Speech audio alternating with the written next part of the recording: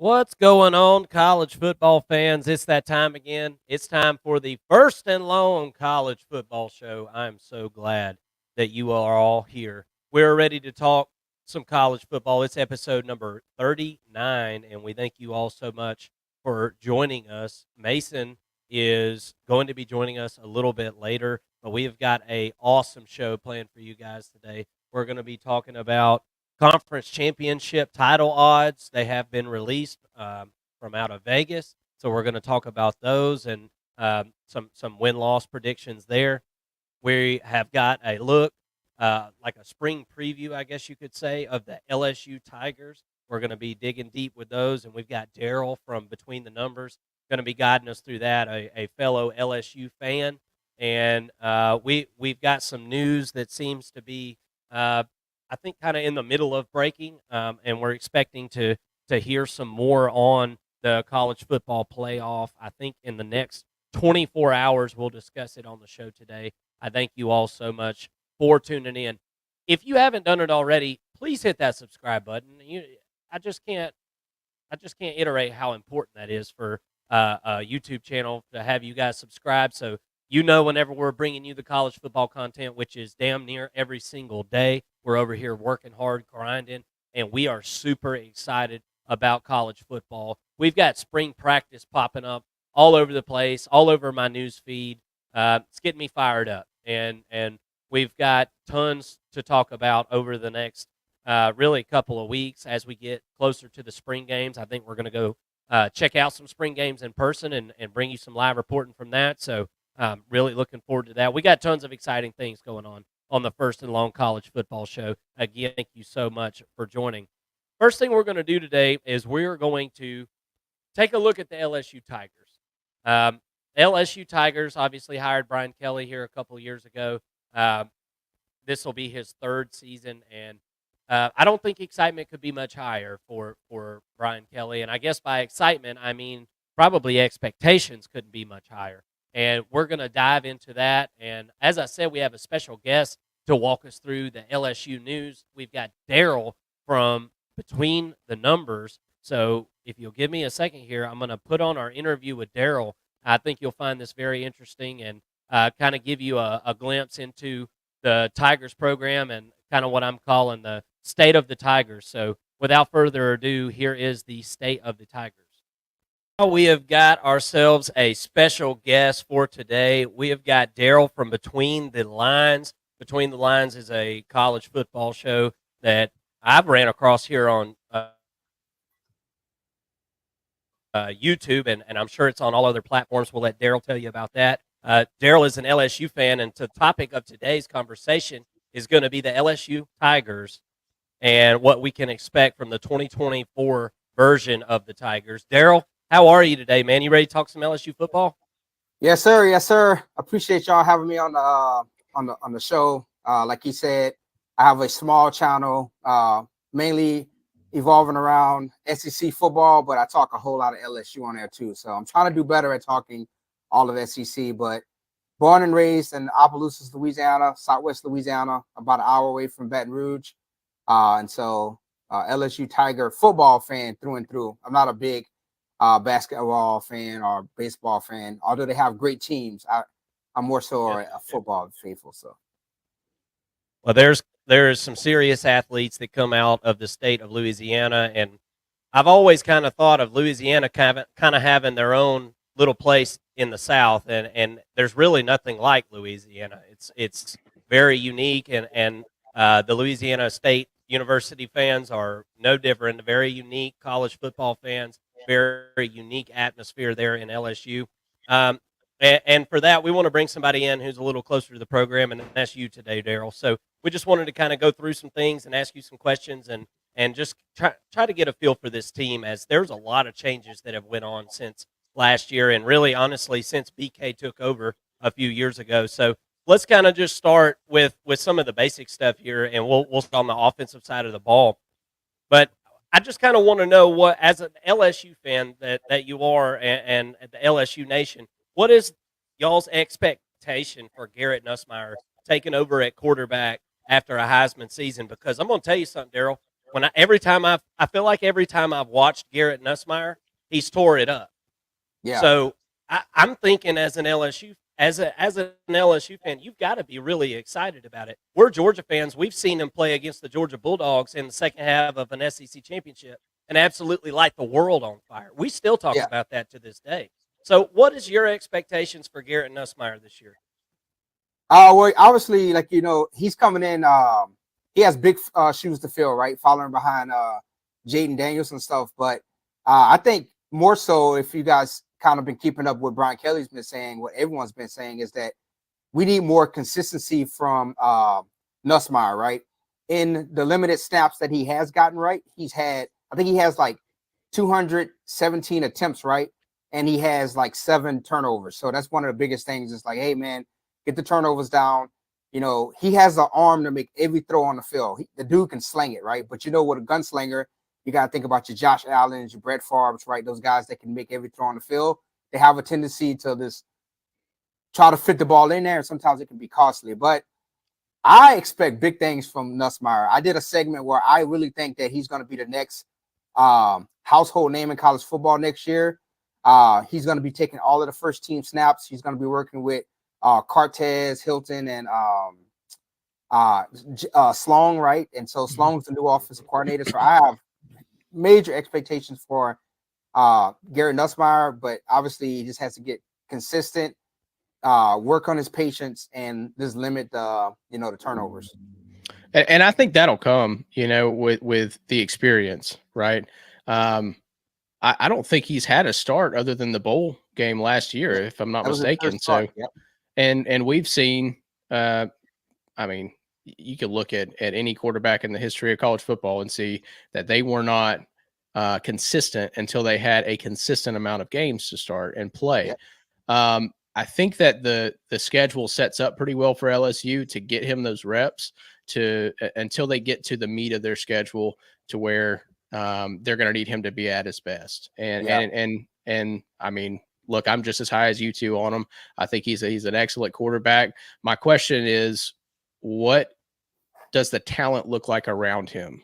Right now, Neighbors and Thomas are both gone. Lacey's still there, but you got to have more than one guy to throw to. Mason Taylor is still there, but who else in this receiving core does Nussmeier have to go to? Are there any transfer portal players that they picked up or are looking at?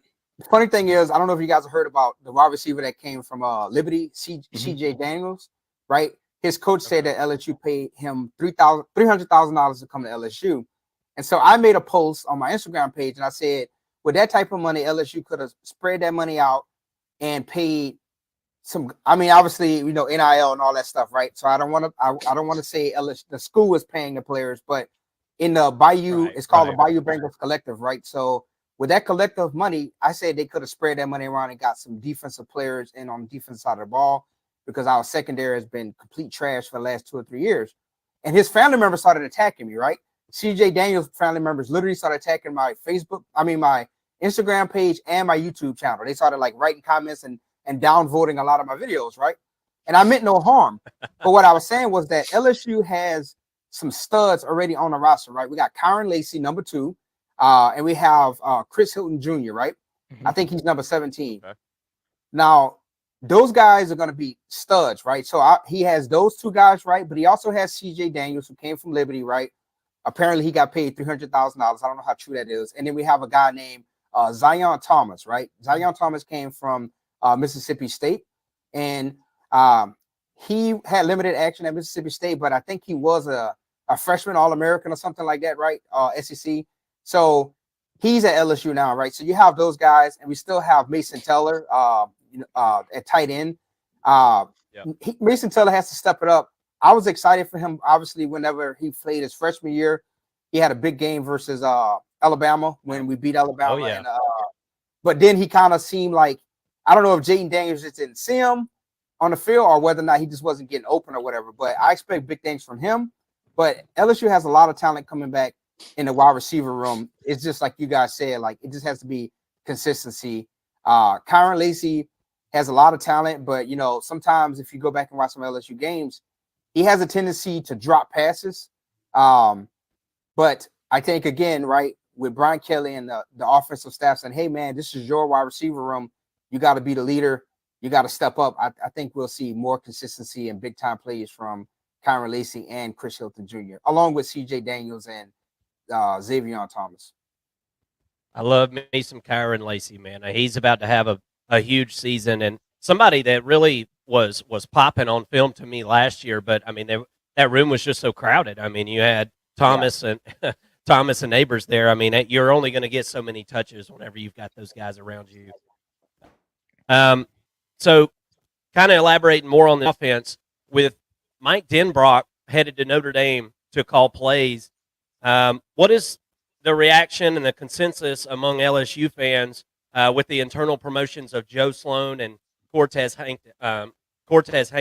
We're Georgia fans. We know about Cortez and the way that he's worked his way up through SEC programs. Tell us a little bit about the transformation of the offense and what you expect to see out of the Tiger offense this year with the internal promotion of those guys.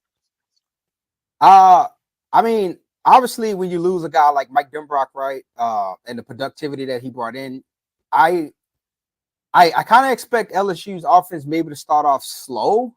But I mean, we can't really afford to start off slow because we got USC, the first game of the season, and LSU hasn't won a season opener in 3 years.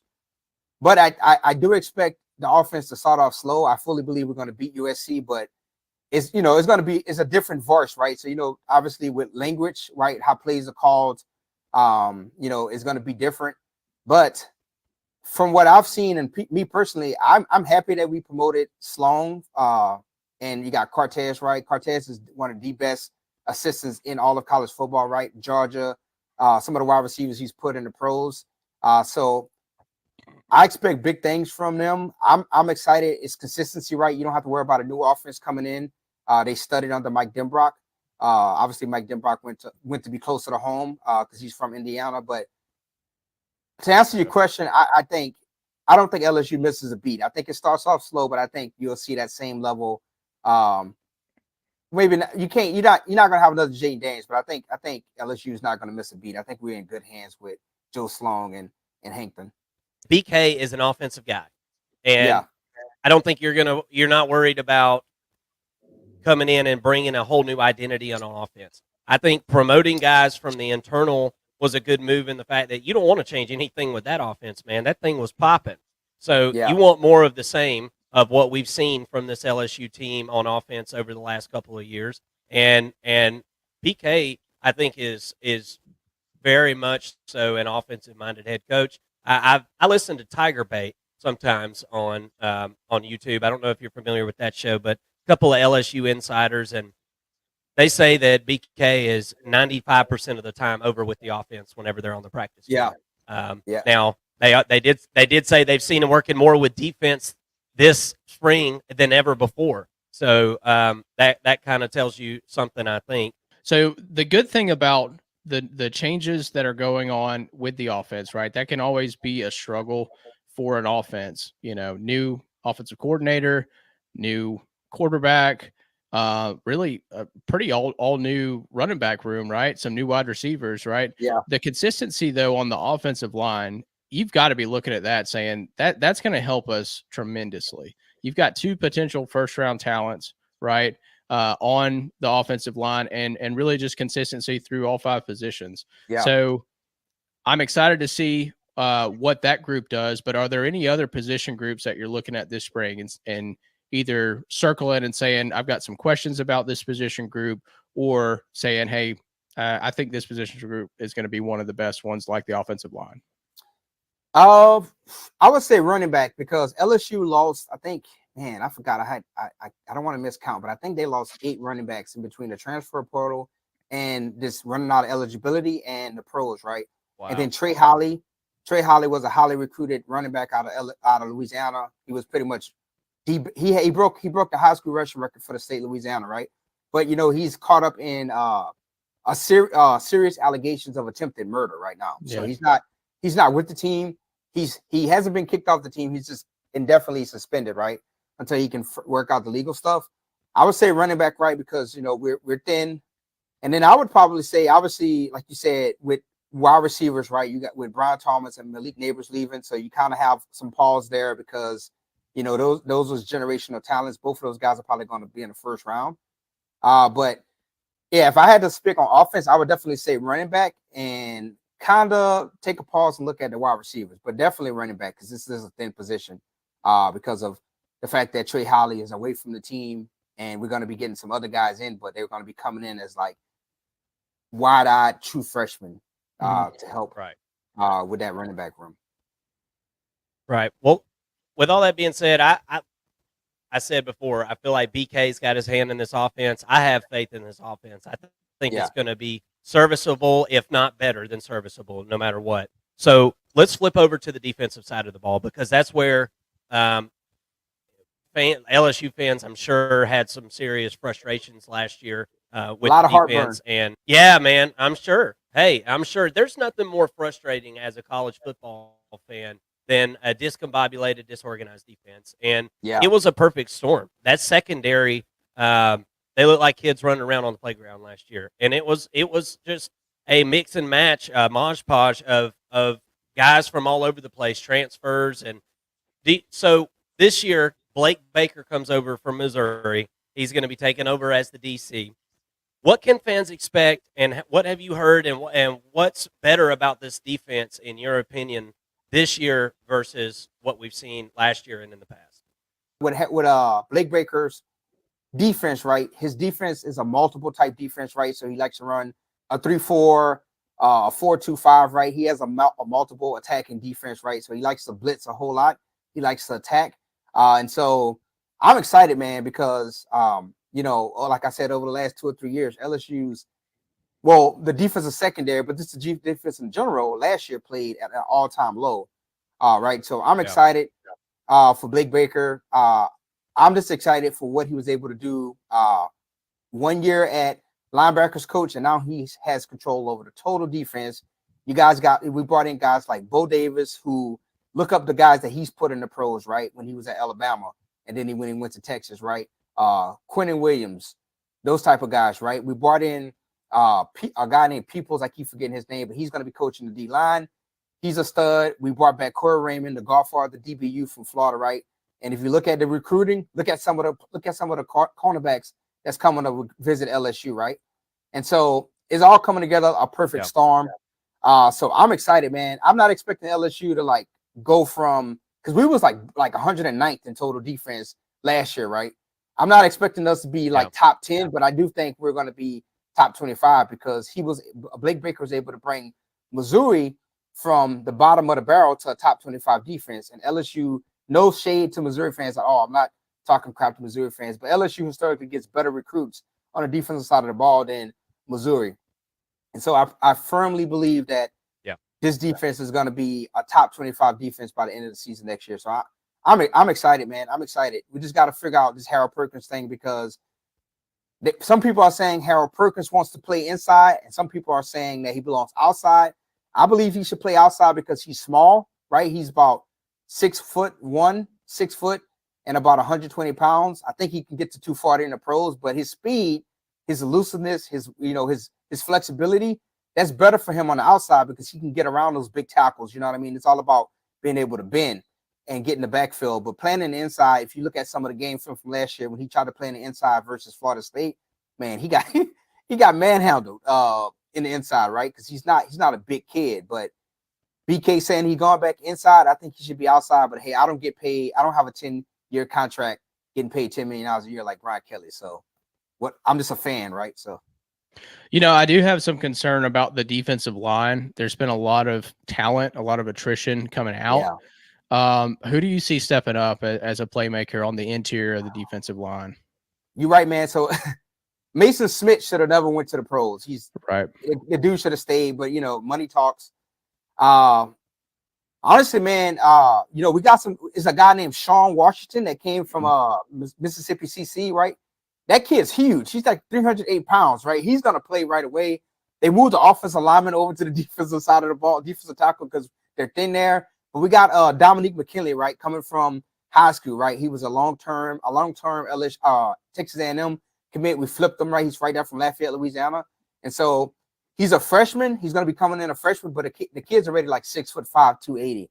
The question is whether or not he's going to be strong enough to hold up in the middle of the defense, because LSU is going to be going to a 3-4, 3-5 defense, right? And like he's going to be required to play a 2 technique or maybe even a 3 technique, but he's going to play right away because, like you said, we're thin there. But the transfer portal opens up again, I think, in a few days, right? So I'm pretty sure LSU is going to probably trying to hop back in there again and see if they can get some more bodies. Maybe not starter quality players, but just some guys that they can rotate in and have some depth there. Because the season's going to be a long season. There's no more divisions, obviously. So, you got to play damn near everybody in the SEC. So, but yeah, that's definitely a position of need. Obviously, cornerback. We got some guys, right? We got some transfer guys that came in from Ohio State. You got J.K. Johnson. You got another kid. I forget his name, but they're transfers from Ohio State. And then you got some guys that's still on the roster like Stamps, Sage Ryan. You got some guys at safety. We got Jaredine Gilbert from Texas A&M and a few other guys. But we just got to be able to put it together, honestly, man, because LSU has not been DBU in like 4 years. So we just got to be able to put it all together. But we got some guys there. Just got to see what they got there. So absolutely. And speaking of that schedule and having no more divisions, let's get that sucker up on the screen here. And if you would, Daryl, how about going through that schedule for us? Can you see that there? And how about just we really just want to talk about the big games. What are the biggest games in your eyes? The games that are going to make or break the LSU Tigers season. So I'm gonna start off first, man. I'm gonna say that USC game because, like I said, we haven't won a season opener in a while, right? We dropped a game to USC, and that was Coach O's last year, and then we dropped 2 games to Florida State, right? So we haven't won a season opener in 3 years. I think, winning versus USC in Las Vegas is gonna be big, right? And then honestly, man, I'm gonna say all of the SEC games because there's no more divisions. So, when there was divisions, you had to worry about, because LSU was in the West, you had to worry about Alabama, right? Alabama literally determined whether or not LSU was going to be able to go to the SEC championship every year. But honestly, I know the way I'm looking at it is that like you got to beat all of the SEC teams. Like you have to beat the Texas A&Ms. You definitely got to beat Ole Miss. Lane Kiffin is loading up, man. That guy's the transfer portal king. Alabama's Alabama. I know they lost Nick Saban, but they have really been ramping up the recruiting. Florida's a mixed bag. I don't think Billy Napier is going to be there at the end of the season. And Oklahoma's not a pushover. LSU owns the series. I think like 2-1. But honestly, I'm going to say the first major test is going to be Ole Miss, right? Because Ole Miss has everyone else's defensive players on their team. But honestly, man, you can't just sleep on any of the SEC teams. I know Arkansas is kind of like, they lost KJ Jefferson, Texas A&M got a new coach, Alabama, Florida, but I don't know, man. Vanderbilt, right? Vanderbilt is probably a given, but I don't know, man. It's just I think they're all important, honestly. Because you got Texas, you got Oklahoma, and there's only so many spots. I know it's a 12-man playoff, but if you start losing to a bunch of these teams, like the Ole Misses and the Oklahomas, and then like the Alabamas, you're gonna find yourself on the outside looking in when it comes to the playoffs. You know what I mean? So absolutely, and I feel good the way the schedule sets up for LSU. I really do. There's no back-to-back huge games to me. I mean, Arkansas is always going to be a big game because, like you said, any SEC opponent is a big game. But we can all agree that Ole Miss, Arkansas, Texas A&M, there's one that's different than the other two. And I think it sets up perfectly for you guys. And I like that matchup with Oklahoma at the end of the year. I think that's an awesome matchup. With that over-under set at 9.5 wins, as of right now, we're not going to hold you to it, Daryl, because it is the springtime after all. I mean, we don't know what's going to happen. But if you had to take make a bet on it right now, do you like the over or under that 9.5 win total for the year? I'm going to say over, and this is why. Because history supports Brian Kelly. So if you go back and look at Brian Kelly in year 3 of his programs, right, when he went to Cincinnati, they had a tremendous third year under him. when he went to Notre Dame, they had a tremendous third year under him, right? I think they went to the national championship. They got beat by Alabama. And then this is year 3 at LSU. LSU's had 2 10-win seasons under Brian Kelly. There's no 10 wins is not it's not enough. Honestly, man, it's not enough because this is his third year. Nick Saban has retired, right? So you got one less villain to because we don't know what Kalen DeBoer is going to be. We see what Kalen DeBoer was at Washington, but we don't know what he's going to be in the SEC. Honestly, man, I'm saying over 9 wins. Like they have to get over 10. They got to get 11 plus wins and plus and to get into the playoffs and make a deep run into the playoffs because you had 2 10-win seasons under him so far. You can't have anything under 10 wins because that's going to be looked at as a massive failure. And you just got to have you got to make it to the playoffs. I would love for LSU to win a national championship. And I know the LSU fans are going to attack me, fellow fans, because we're a very toxic fan base. But we definitely got to make a playoff run. We got to make a playoff run. I would love for us to win a national championship.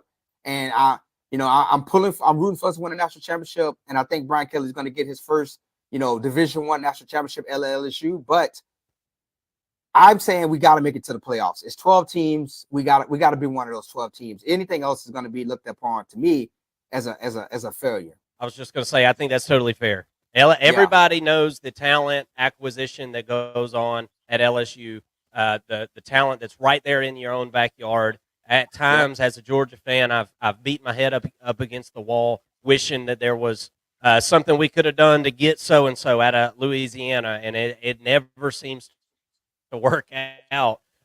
Although we do have an ETN playing on our team now. Daryl, I want to thank you again for coming on the First and Long College Football Show. We're going to have you on again later this season. Tell everybody what your channel is one more time, and we'll try to send some viewers over that way, man. All right, so I appreciate y'all allowing me to come on y'all platform. Anytime y'all want to come on mine, I'm more than open, right? But my channel is called Between the Numbers. So it's just at Between the Numbers on YouTube.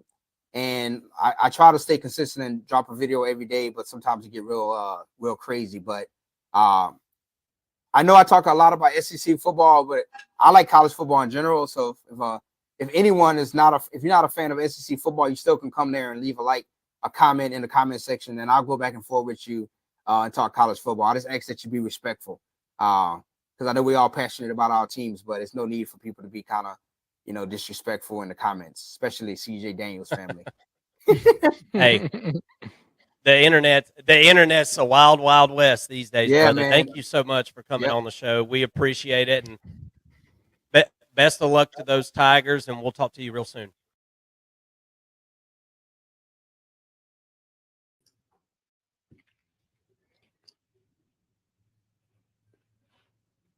My mic was muted, but that was a really good interview, Mason. Thoroughly enjoyed talking to Daryl.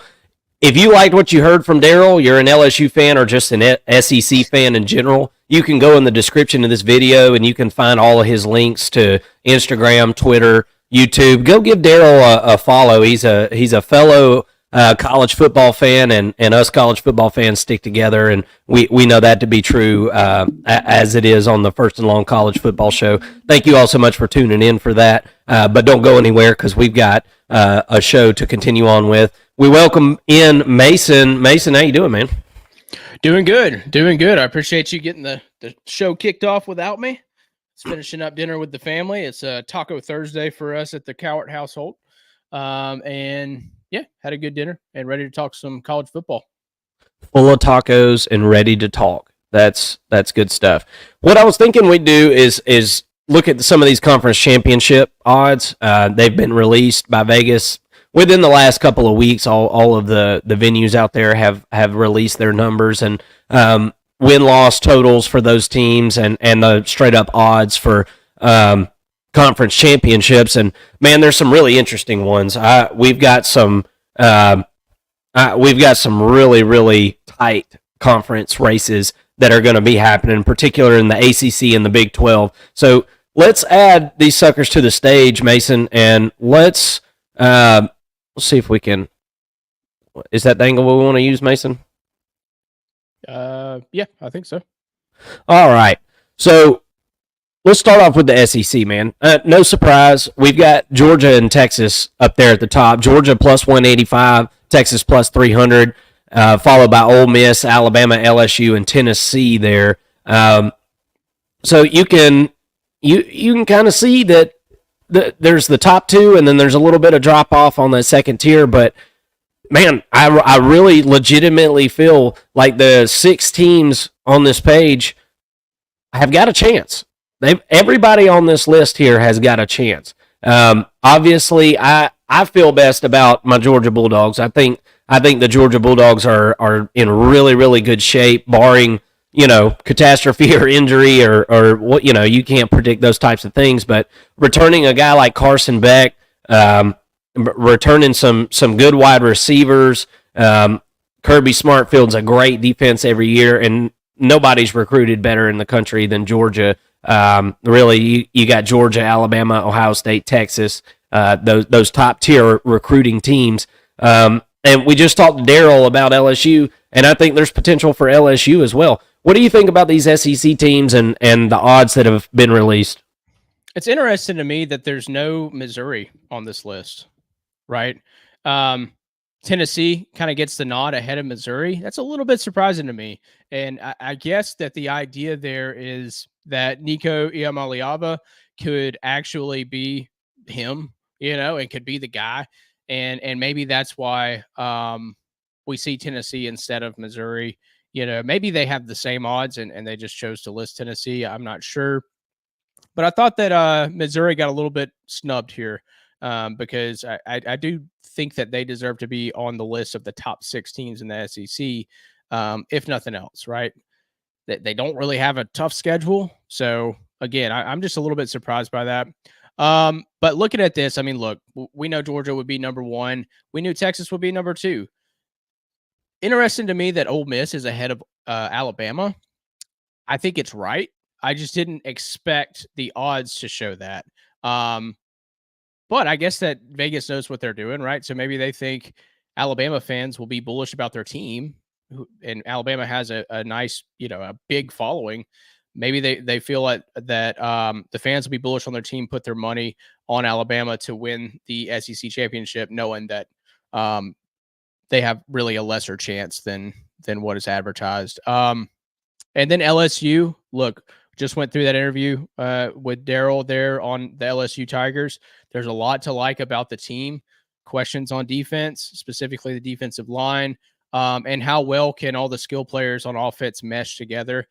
I think that they're a very talented team. They will be year in and year out, but there's a lot of turnover this year for the LSU Tigers, and that makes me a little bit apprehensive. When I'm breaking this down, though, you look at the top 2 teams, right? Georgia and Texas this year.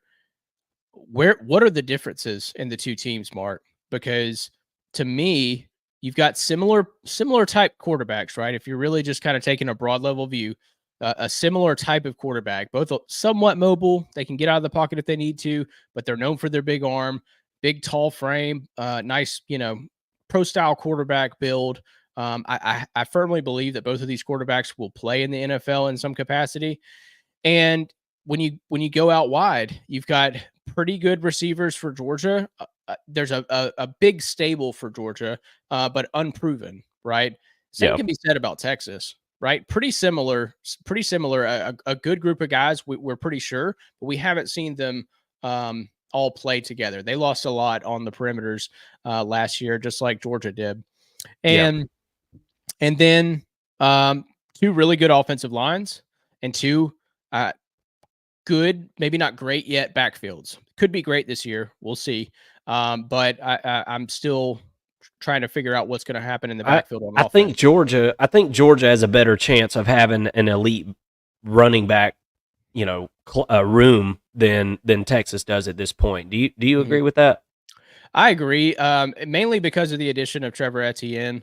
I think he's going to end up being a great running back for Georgia. This is a guy who a lot of fans of college football kind of forgot about because they forgot about Florida, and he came from Florida, had some really good runs behind a crappy offensive line for the past 2 seasons. So I think he's going to come to Georgia, be very successful, and then but moving to the defensive side of the football, I think that's where you're going to see a little bit of a separation between Georgia and Texas. Texas should be better on the secondary, not as good as Georgia, but they should be better than Texas was last year, right?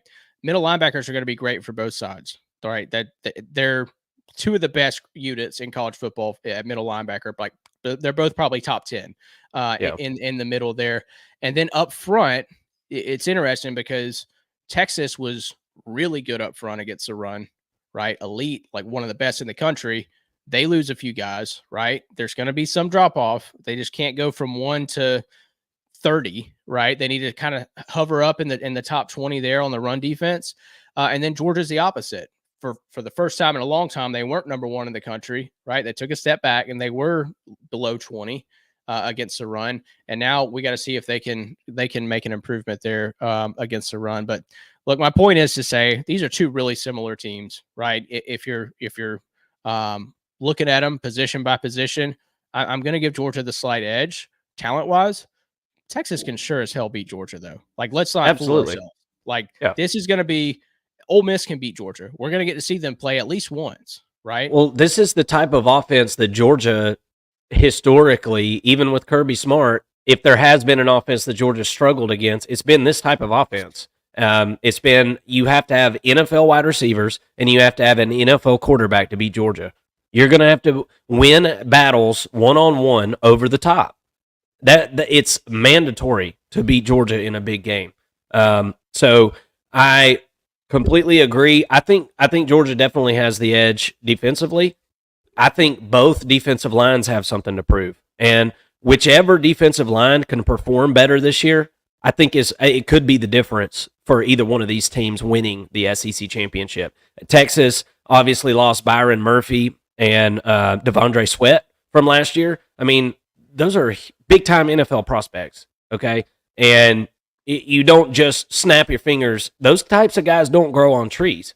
There are recruiting fights, battles that go on year-round, year after year for those types of guys. So which guys that have been recruited to each of these programs are going to step up, that could possibly make the difference for these defenses, I think, because we all know you get a good defensive line, it anchors the whole defense, right? It really does. And getting after the quarterback helps the secondary, right? And being able to hold off blocks on the defensive line helps the linebackers. So it all goes hand in hand, and whichever one can play more complementary is going to end up being more successful this season and possibly winning that SEC championship, the oh-so-coveted SEC championship. Let's move on over to the Big Ten, and we got Codeezy. What's up, Codeezy? Look, he got Ladd McConkey as his little figure there. Dogs for 2025 champs. Thank you so much for watching, dude. I appreciate it. Obviously, as a Georgia fan, I would be very happy with that. So let's dive into these Big Ten odds. It's weird to even sit here and look at this list, bro. Like, you've got Oregon and USC on the Big Ten list. It's the first time some of us are getting to see that, you know what I mean? Mixed in with the Ohio States and the Michigans and the Penn States. So forever, it seems like we've had a big three in the Big Ten. And, I mean, look, it's like a big 5 or 6 now.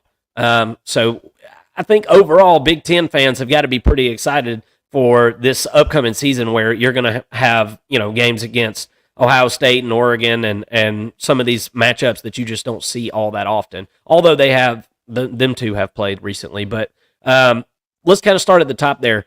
Ohio State.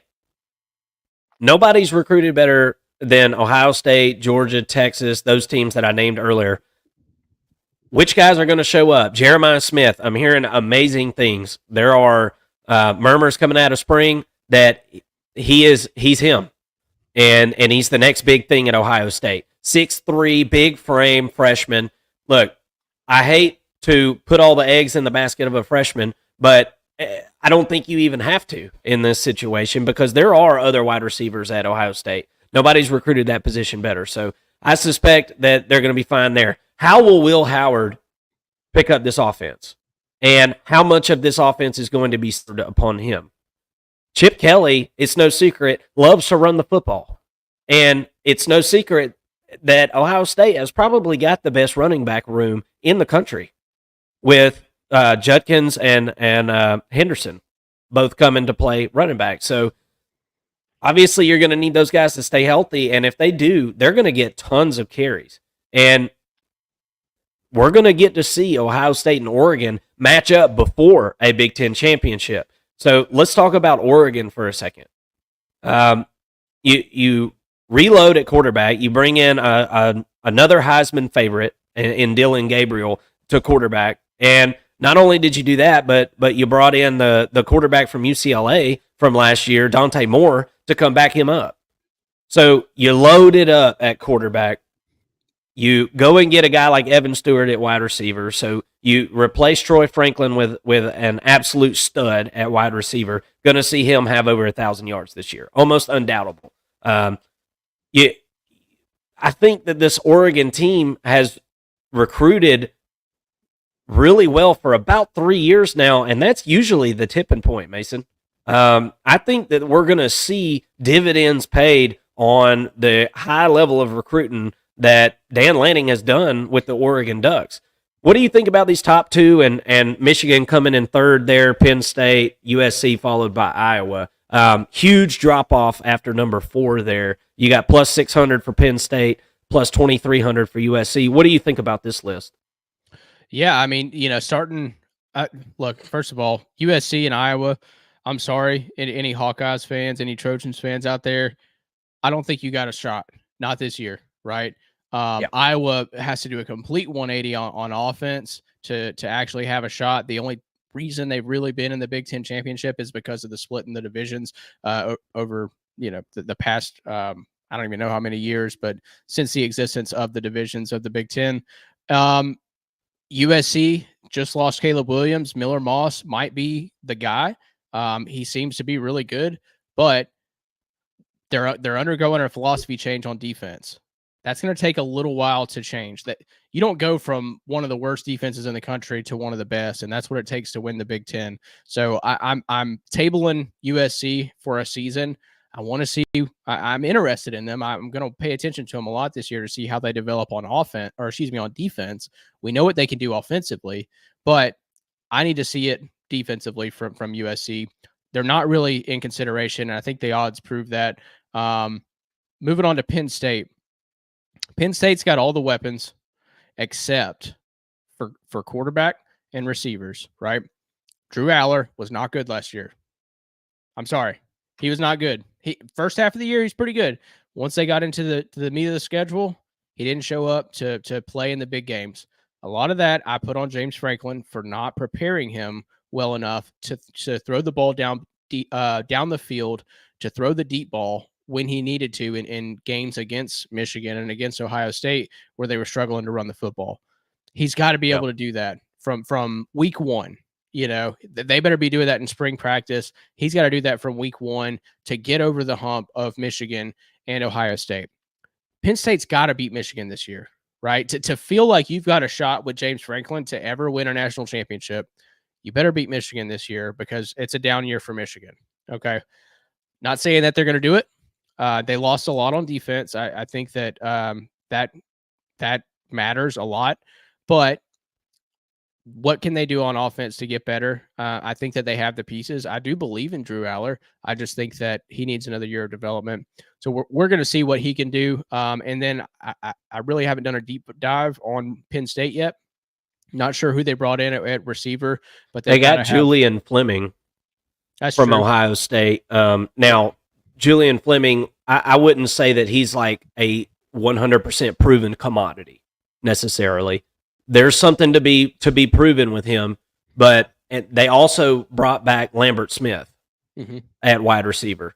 So, and I think he is a viable threat, but whenever he's your only wide receiver on the field that's a downfield threat, I think that's easy to cover up as an opposing defense. Well, and your number 1 is not starting for Ohio State, Oregon, or he might be starting for Michigan, but not starting at Ohio State or Oregon, right? The big boys. Right. So that you got to have a little bit better talent there because Oregon and Ohio State's run game is just as good as yours. So you have to find a way to level up your skill level at those positions.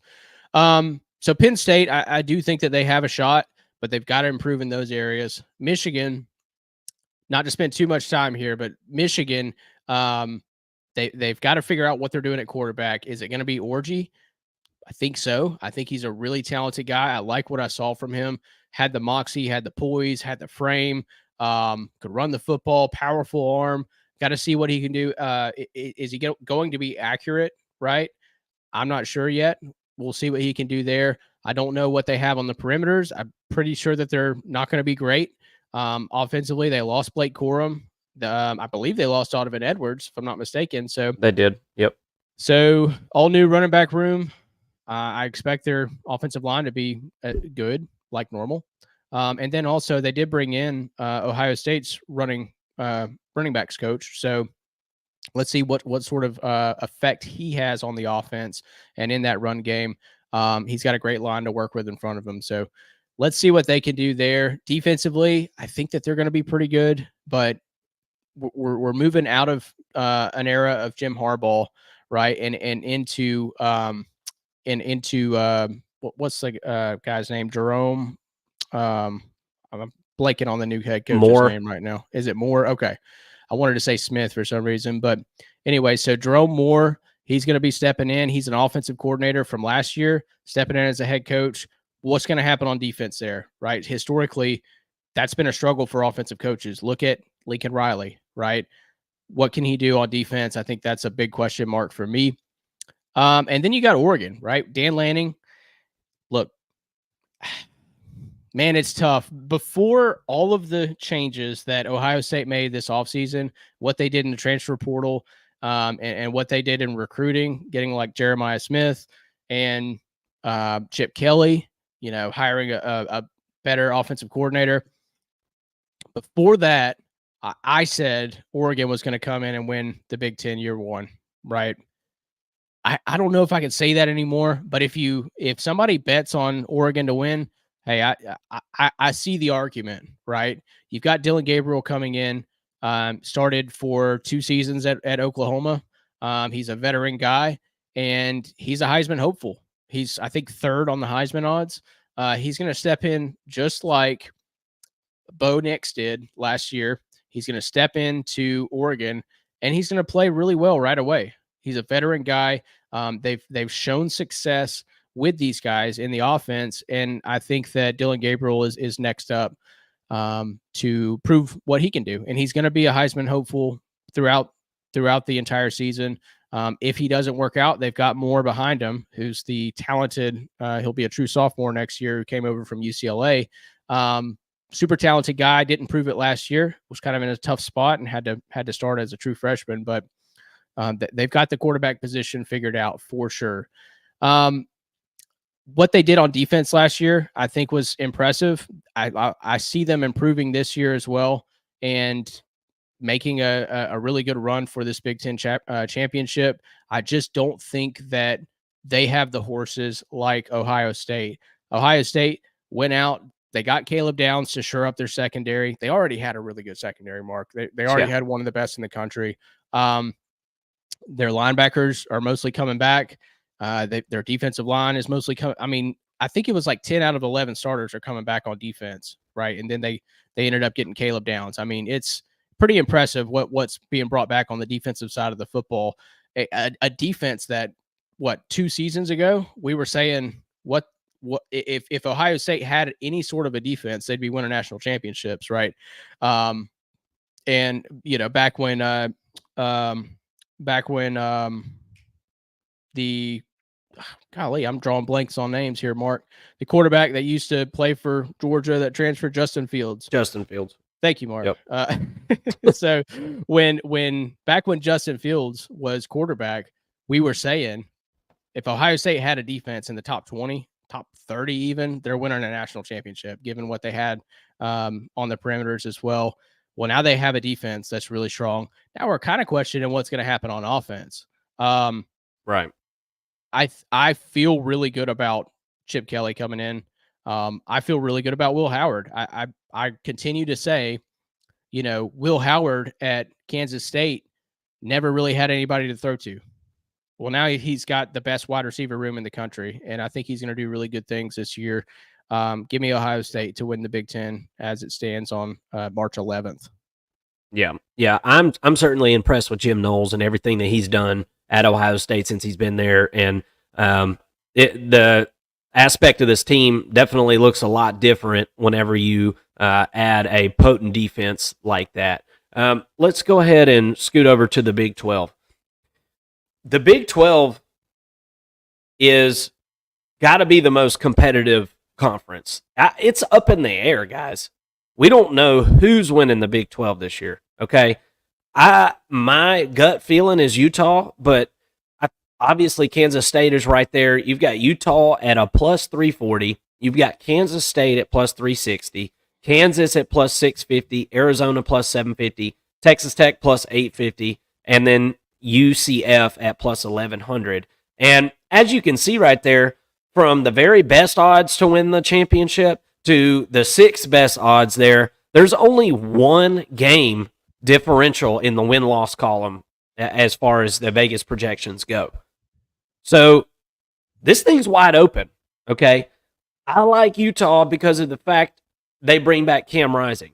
And we saw last year just how much Cam Rising affects this team in a positive way. And we saw that by him not being out on the field. Obviously, he had that knee injury. We kept thinking he was coming back. And about halfway through the season, I think everybody finally just gave up on the thought that he'd be coming back. And he sat out, took his red shirt. He's back. So I expect Kyle Whittingham to do more of the same. What he did in the Pac-12, I expect him to continue in the Big 12. I think that they're poised for a really, really good season.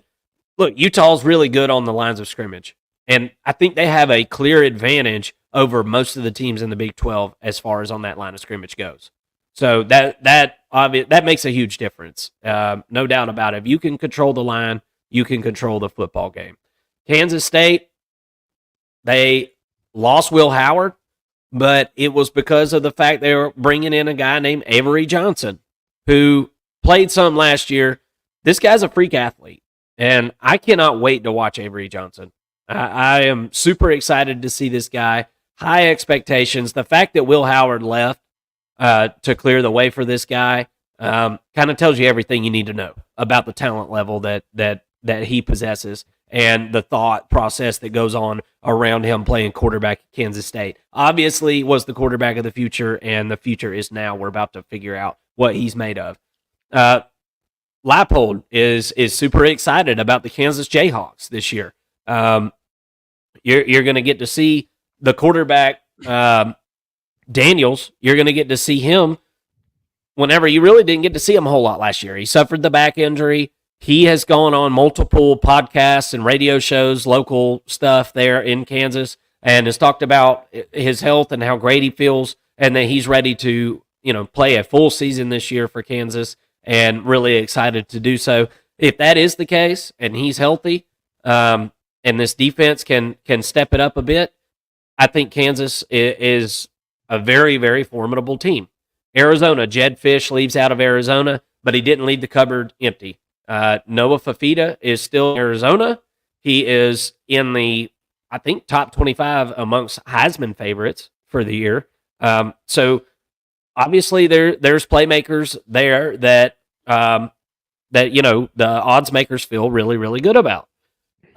Texas Tech, I admittedly don't know a ton about Texas Tech at this point. We started watching them last year thinking that they were about to have a good season, and we were very, very disappointed. I think they ended up salvaging their year there kind of at the end of the season last year. We'll just kind of have to wait and see what Joey McGuire and the team has got in store for us this season. We'll dive a little bit more into them in the spring, I'm sure. And then UCF, Gus Malzahn, former Auburn coach, I will forever have faith that he can win ball games. He's a coach that can do more with less, and now he's got KJ Jefferson there at UCF. I think that's a great if as long as KJ is in good shape. I've had Arkansas fans complaining that he was not ready for football last season. I don't know how much of that is true. I think Arkansas fans were pretty upset that he left. But with that being said, I think that he's got potential to work very well in this offense. We saw a running quarterback do very well there last year. His name slipping my mind. It was the guy that was at Ole Miss, Rice Plumlee. Yep. And man, he just absolutely tore it up in this offense. So this read offense that they run there at UCF, I think is going to benefit KJ Jefferson a lot. Big 12 is a tight race, man. If you keep going on these odds past the 6th team, that it's a bunch of teams that are right around that plus 1,100. Okay, until you get down to the very bottom with Houston, which is, I think Houston was plus 1,600 or something like that. I mean, it's crazy. This thing is wide open. What do you think about the Big 12? Probably going to be the most exciting conference week to week, don't you think? Yeah, absolutely. They've got my money. I am so excited to watch the Big 12. I know that, you look at this list and there aren't any real contenders for a national championship run, but there's some really good teams here. And there's some really good quarterbacks, Mark. You mentioned it, right? Cam Rising, Avery Johnson, Jalen Daniels, Noah Fafita. Texas Tech's going to have Baron Morton, which we don't know much about him, but Tyler Shook did transfer to Louisville. You got KJ Jefferson at UCF. Oh, by the way, there's a guy with the last name of Sanders who's playing at Colorado. That's really dang good himself. That there's going to be a lot of high scoring games in the Big 12. Shocker. And it's going to be really fun to watch. It's going to, the TV product is going to be great. I'm not going to belabor the points that you already made. I think we have a lot of questions going into spring about the defenses of some of these teams, but I know we got really good quarterbacks, and that usually leads to some exciting football games. When I look at this championship race for the Big 12, I have to look at Kansas State and say, this team has been really consistent. Almost beat Missouri last year. It was a really close game.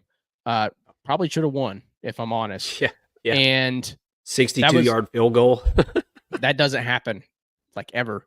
Not in college. Crazy. So I think that Kansas State is probably going to pull out the win in the Big 12 this year. Depends on the health status of Cam Rising, though. Is he going to be able to come back and actually play, all the way through the season?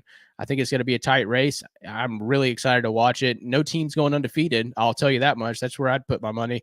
But I like Kansas State to win it this year. Yeah. I feel pretty good about Kansas State. I feel pretty good about Utah. I could see Oklahoma State. Oklahoma State, people continue to put dirt on their name, bro. I mean, they're not even on this list here, and they were in the Big 12 championship last year. It seems like they're in it at least every other year, and last year we thought they were just left for dead, and they made their way to the Big 12 championship game. So never say never.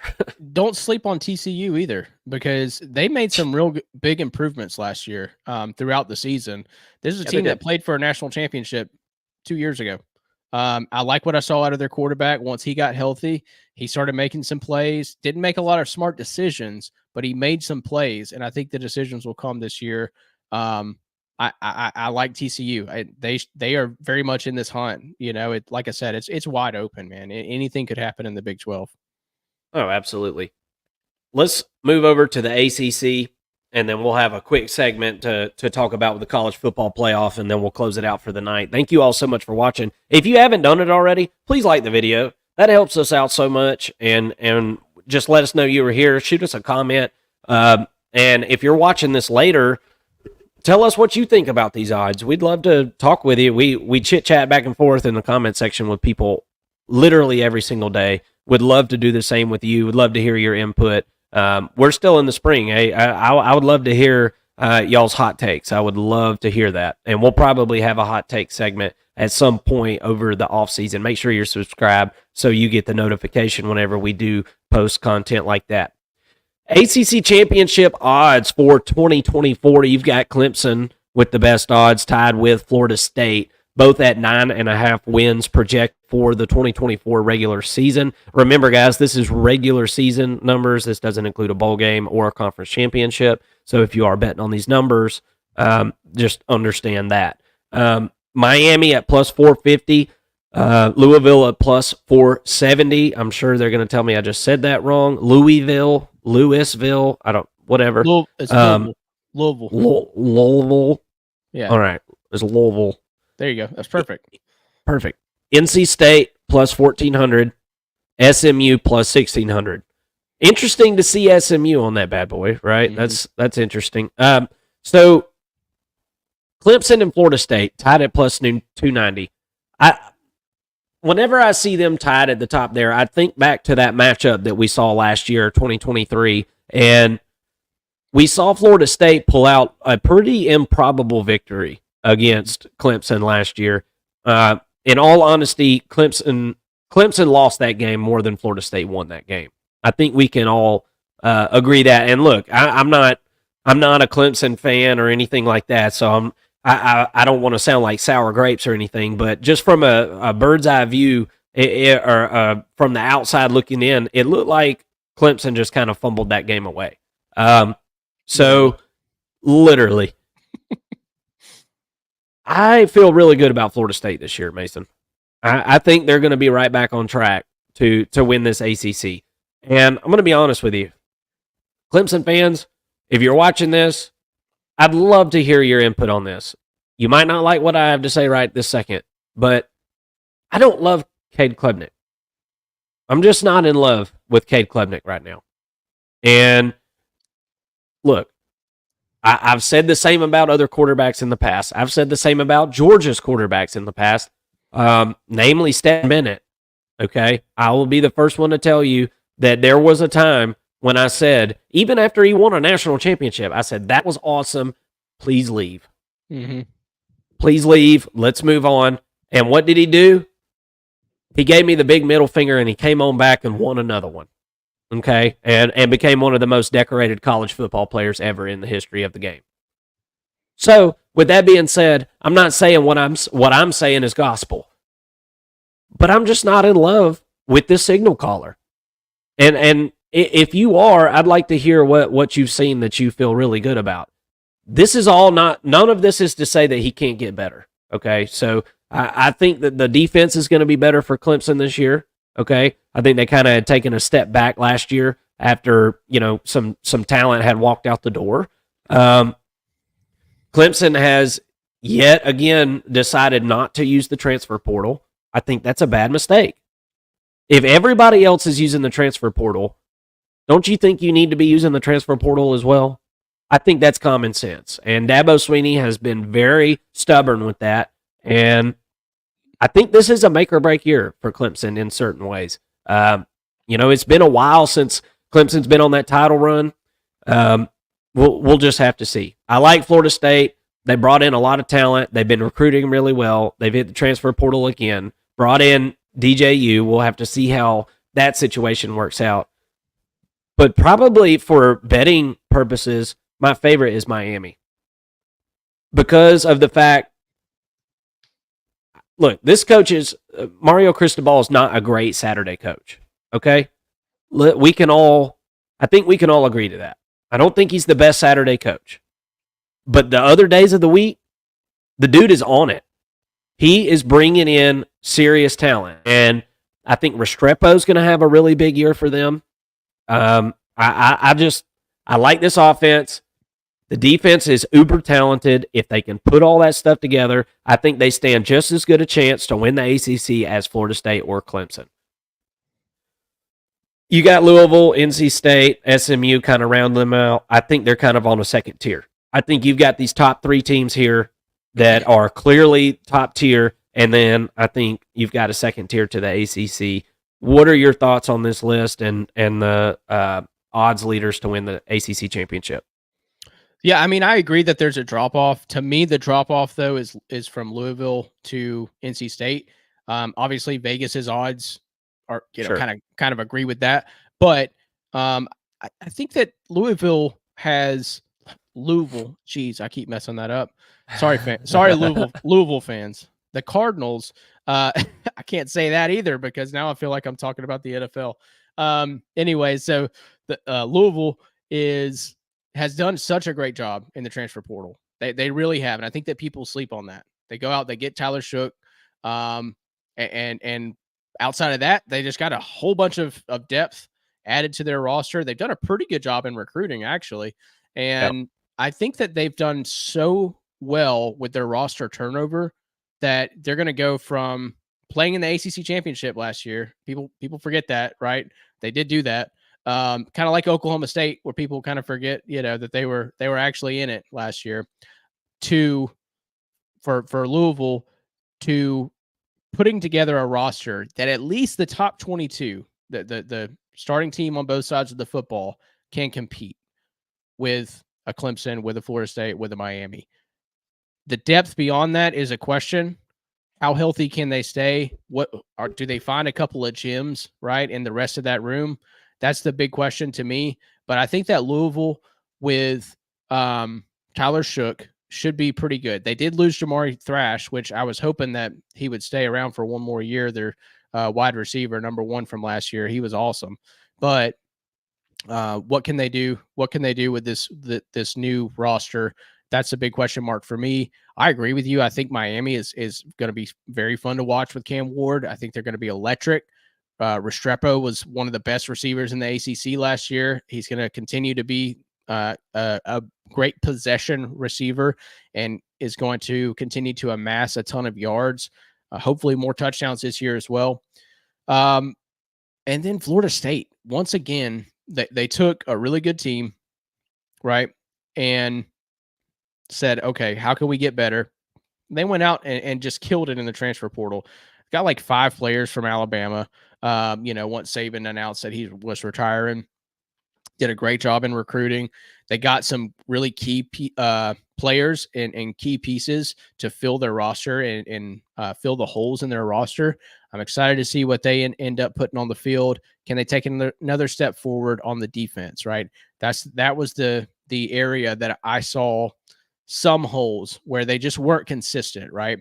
The offense on the other side, they were also inconsistent, but they had a lot of electric playmakers. Some of those guys are gone. And I think that that's why you see Clemson sort of take the next step up. Clemson returns a lot more talent than Florida State, right? They have a lot more consistency, but I don't know that they're better. And really, I guess they're not ahead. Looking at the odds, they're ahead on this sheet, but the odds are the same, and I guess I can kind of get on board with that a little bit. I'm kind of with you, Mark. I'm not a big Klubnik fan. I haven't seen a really good Clemson receiver in quite some time. They've had some good ones, but not like really good to great, not first round talent type receivers. That's what's been lacking in this offense. And I'm excited to see kind of what they bring in this year. I've heard that their receiver room has gotten a little bit of a facelift with some talent that they've brought in. Haven't seen it really matriculate onto the field yet. So can they produce on the outside? Their defense is going to be really good. I don't doubt that. I see it as a 1A and 1B. I'm kind of with you, Mark. And I think that there's a storyline here, an underlying storyline that people haven't really caught on to yet, but you're going to hear a lot about it as we get closer to fall. And it's DJ Uiagalelei playing against his old team in Clemson. People forget he played for Clemson. Initially it was pretty good. It's pretty dang good. Well, initially he was the first year. And then he kind of, 2021, 2022, he kind of fell off, but he gets to play his old team from Florida State's vantage point. What kind of dynamic does that create? It's going to be a fun storyline in college football. I've got my money on Florida State to win it all. To win the ACC championship, not the national championship, but give me Florida State. I think they're going to take another step forward. You heard it here first, folks. Mason thinks Florida State is winning the national All right. championship. I'm getting off. Bye. No.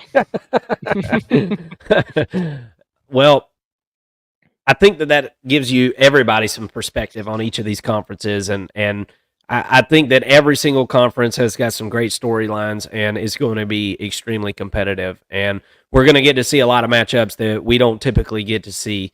So I am super excited about that, and not only in conference but out of conference games. We got some great games to start the season, and I'm sure we're going to highlight those later in the off season as we get closer to fall. We want to give a update on the college football playoff and changes that are looming for 2026. So about an hour before we went on today, there was apparently and I'm pulling it up here, I apologize, but because I want to use the correct terminology. But there was a memorandum of understanding signed, and basically that memorandum is outlining a change to the college football playoff in 2026. And that change is going to be going to a 14-team playoff. And part of what was agreed upon was how the money is going to be divvied out. So we talked about last week that we felt like the SEC and the Big Ten had gotten together and were bullying the other conferences around the conference table. That's what it really felt like. And I kind of got to a point over the last week where I felt like, okay, the SEC and the Big Ten are making demands that are not doable for these other conferences. And what I thought was happening was the SEC and the Big Ten conferences were going to be able to say, we tried. We tried to work it out with you all, and it didn't work out. You didn't want to take our offer, and now we're going to take our offer off the table, and we're going to take ourselves off the table, and we'll have our own super leagues. And I thought it was about to start a domino effect where ESPN cancels rights to the TV for the ACC, releases FSU and Clemson from the ACC, and they join a different conference. Those were the dominoes that I felt were about to fall. And I think we're pretty close to falling. So this memorandum and agreement on the money in favor of the SEC and the Big Ten, I think it was a really big deal. And I know that the Big 12 and the ACC, there's no way that they wanted to agree to this. But I don't think they had a choice, because I do think the SEC would have done exactly what I just said. They would have pulled the rug out from under everyone. So the SEC and the Big Ten are expected to make a little over $21 million per school. And then so for the previous model that we had, each of those conferences was getting $5.5 million per school. So that's $15.5 million or $14.5 million added on top of what these conferences were making per school. Schools in the ACC will get $13 million per school, while the Big 12 will get more than $12 million. And Notre Dame, granted they make the playoff, is also expected to get over $12 million. And then the group of 5 schools will only get just under $1.8 million, a small uptick from the $1.5 million in the previous model. So, with all that being said, obviously there was some large compromises made by these conferences to be able to sit at the table with the big boys. And I feel like this is not exactly what the SEC actually wanted. I felt like the SEC was trying to make demands that they knew weren't going to be met, and it was going to provide them an out. It didn't work out that way. They caved. What do you think about this? Is this good? I think this is a good thing. I'm glad that the Big 12 and the ACC did that, even though it hurt, I'm sure, their pride a bit. As a college football fan, I want the sport to stay together, and I want the Power Four. What are your thoughts? Well, I think that this was a strategic plan and play by the SEC and the Big Ten to release these things and for it to come out and for them to say, you know, we can take our ball and go somewhere else with this, right? Um, as I look at this, I wonder if that was the position that they stood on and said, "Hey, we don't really need y'all. We can go create our own league. We can go create our own conference, and here's how we're going to do it." Right? They kind of went out and said, "Hey, here's the plan," and then that put everybody on their heels, right? Then they get to come in and say, "All right, what we can do now is we can make more money than you guys." Right? We don't really need the buy. I guess we don't need the buy. That's fine. And we don't know what's going to come out tomorrow. We'll get to see everything kind of unfolded before us at some point tomorrow, I'm assuming. But maybe they don't get the buy. But to put that in initially, I think was done tactfully, and it gave them the power to say, well, if we're not going to get that, we got to make a lot more money too. At least, let's compromise and we'll just make the majority share, right? I think it's a negotiating tactic, and I think it worked well. There's a reason it leaked, right? Because I think that the SEC and the Big Ten, while the other members of this of the conferences, right, of this group would probably understand that as a negotiating tactic, the common fan wouldn't. Right. And when that stuff starts stirring, people start talking and put a lot of pressure on the conference commissioners. So maybe there was a little bit, this is a little tinfoil hat-ish, but maybe there was a little bit of that inside sort of, negotiating going on that we don't really think about. So as I understand, though, this is, we are going to 14 teams. It's going to be for 6 years past the current format, which is going to hold on for the next 2 years.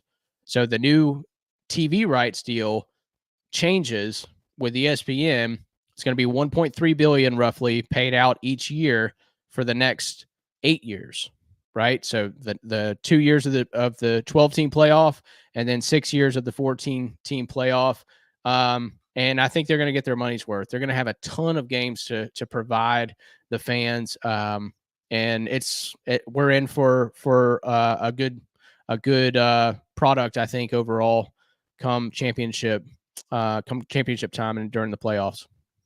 Yeah, I think it's going to be really exciting the next 2 years, and I wish we would have just waited to figure out how that works before we're adding teams. But hey, you know what? That's these decisions are not being the fans' opinions are not being asked of these issues, right? So it's the people that are cutting the checks and receiving the checks that are making the decisions, and I just hope they understand the viewership that they've got in their hands. And I wanted to ask you one thing before we end the show today. I wanted to ask you, so did you see Nick Saban talk about the NIL situation in front of the House? And I think it was the House.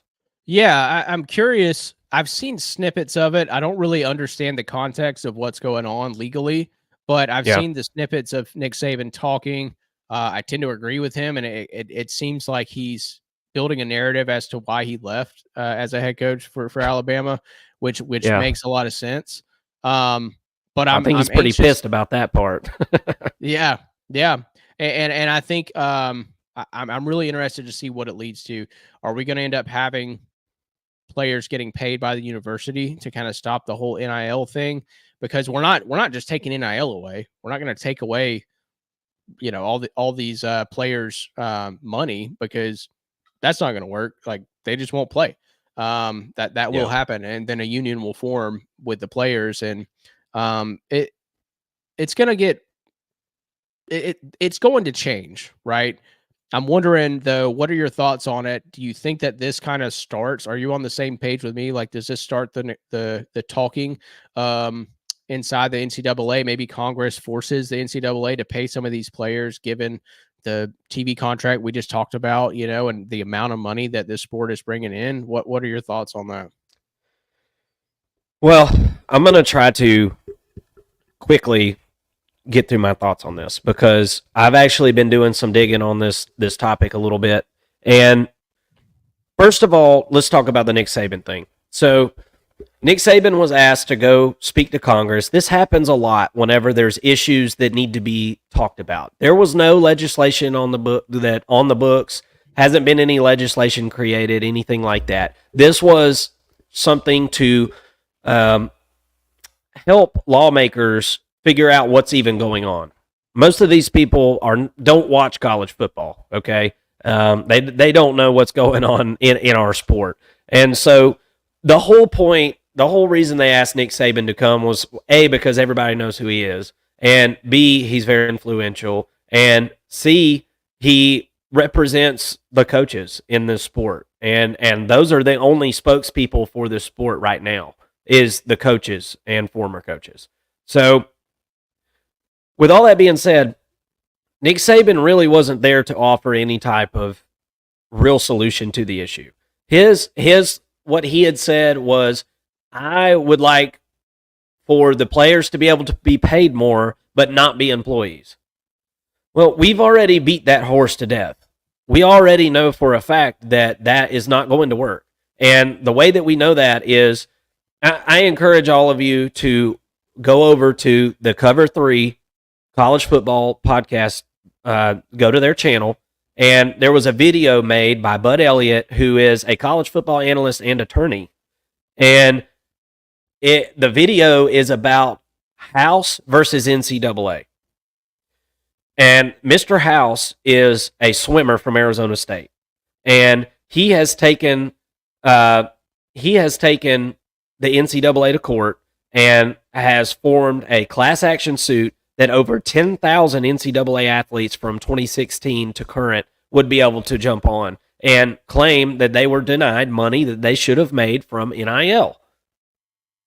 There's already been a court case that's went through years before, and it got all the way to the Supreme Court, and the Supreme Court said, do not allow yourself to get back to the Supreme Court with another one of these cases and you not having changed the laws. And the you that they're talking to is the NCAA.